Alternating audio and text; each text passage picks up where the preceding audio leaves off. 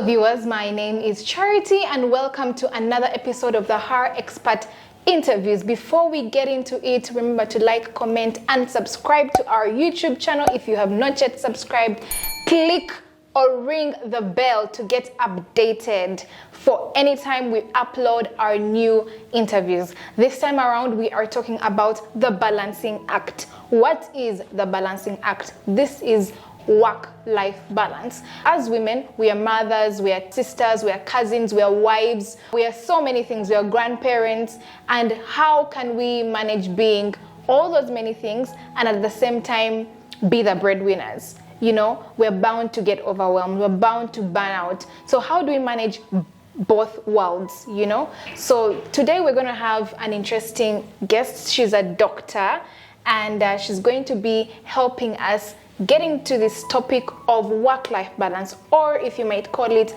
the balancing act. Yes, doctor, please introduce yourself to the audience. Hello viewers, my name is Dr. Victoria Mwebe Katasi.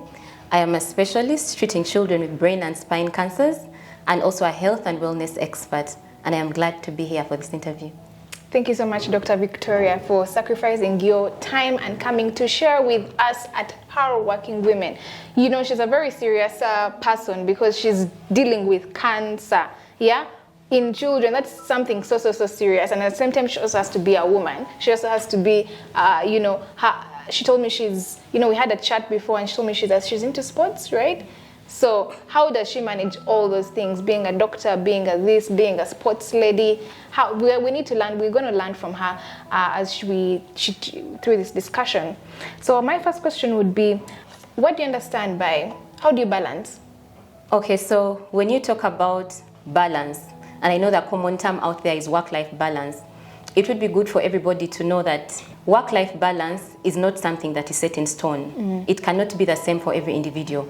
You have to find a balance that suits you as a person. And the way that I like to do it, and I would advise other people to do it, is one, you have to set boundaries between your work and your other life. And these boundaries have to be communicated to the respective people. So if work starts from 8 and ends at 5, okay, then clock out at 5.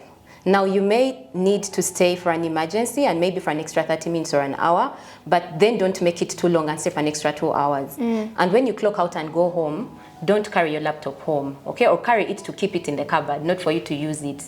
Don't take your laptop, your phones to bed. So everything should have its own time. Yeah. Home is for you to rest, go to the gym or take a run, take time with your children. So one most important thing is have work-life boundaries. Then also learn to plan, okay? Set a schedule at the beginning of the week and say, Mondays, I have time to work out, maybe at 6. And Wednesdays, I have time to work out. And then maybe I do my shopping on Saturday, okay? And I organize for what I'm going to wear in the week on Sunday. So that every time you learn to plan, and then you block out time for the different activities, then it's easier for you to make sure that everything that is important is actually fitting into your schedule. Nothing gets left behind, but also you're not overwhelmed because you know what you're going to do at every particular time. True. That's amazing. Speaking of going to the gym, because you mentioned going to the gym, you mentioned that you're a sports lady. Can you tell us how is more about this? How do you manage as, Dr. Victoria? How do you manage being a sports person, a doctor, and then also being yourself? So first of all, I am a health and wellness expert, like I initially had introduced myself. But before I even got into the health and wellness, it's because I have a passion for working out. I like to be healthy and I love being in the gym. Yeah. I like lifting weights. I think it just gives me this high. Wow. And I've been doing this for over 5 years. So I've worked with personal trainers for all these 5 years. And along the way, as I worked with different personal trainers, I got interested in the sport.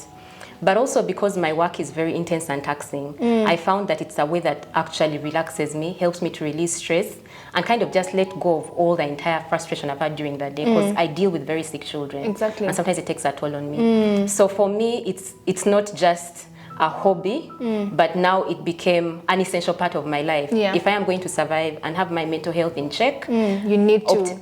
Operating optimally, I really need to get into the workout all the time. So even when I take days without doing it, my body just feels like something is missing. So I always have to schedule a time and clock it in. Dr. Victoria, From your explanation, do you advise for any woman to strike that balance between their work and their personal life to have an extra co-curricular activity? It could be swimming, singing, dancing, going to the gym like you're doing. Do you advise that? Yes. So actually, if you've listened to one of the top speakers that I like to listen to very much, there's a gentleman called Robin Sharma, and also Tony Robbins. They are both internationally known speakers. They both talk about the habits of the world's top 1%. If you want to operate in that space, be the best at what you do, at whatever your profession is, you need to clock in certain habits, and working out or physical activity is one of those.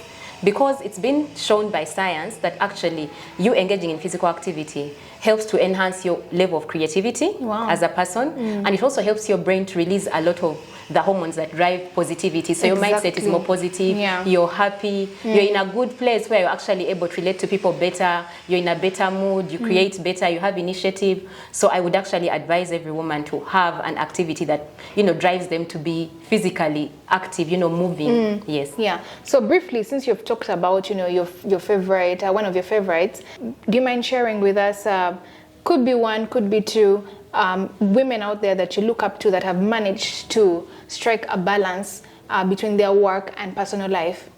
Yes, so there is a woman that I like very much. Her name is Arianna Huffington. She is also an author. She has actually written a book called Thrive. This book is her personal experience of how she as a woman was extremely, very hardworking, but had no time for anything else. So she really lacked work-life balance. All she ever did was work. She'd work like 36 hours non-stop. And one day she collapses in office. What? And is admitted into hospital for days. Oh my goodness. And when she comes out of there, they did all kinds of tests, brain CT scans, and they eventually told her, all you have is fatigue. Like you're just working too much, you need to take a break.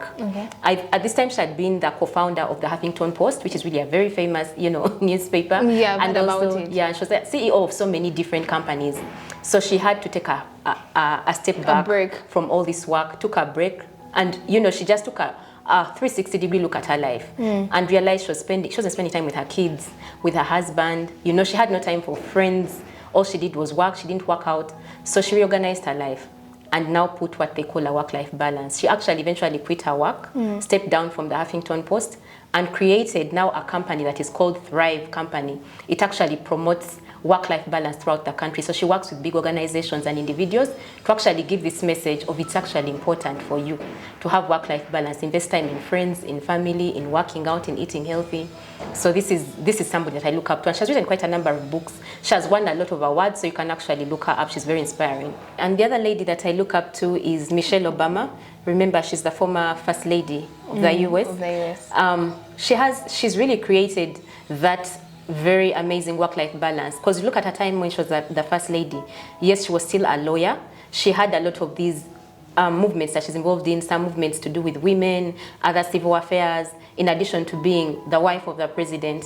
But when you take a good look at her life and also to see how she talks about it, her writings, realize that she makes time for her husband, for the children, for her work as a lawyer, but also for her personal life. So she makes sure that she has time for all the things that are important to her. So those are two women that I look up to in that area. Wow, amazing.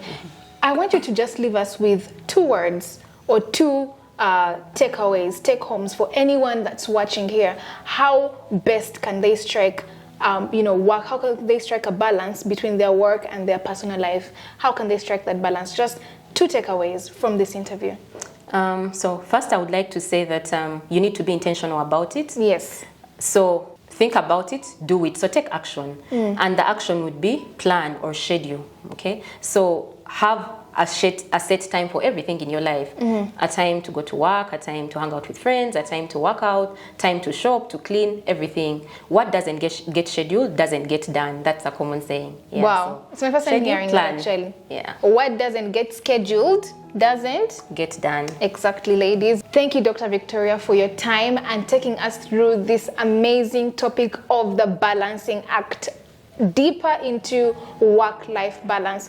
We have learned that we should be intentional about doing it. We don't just say it, don't just say I'm going to leave work at 5 and then you find yourself at 8, you're still there.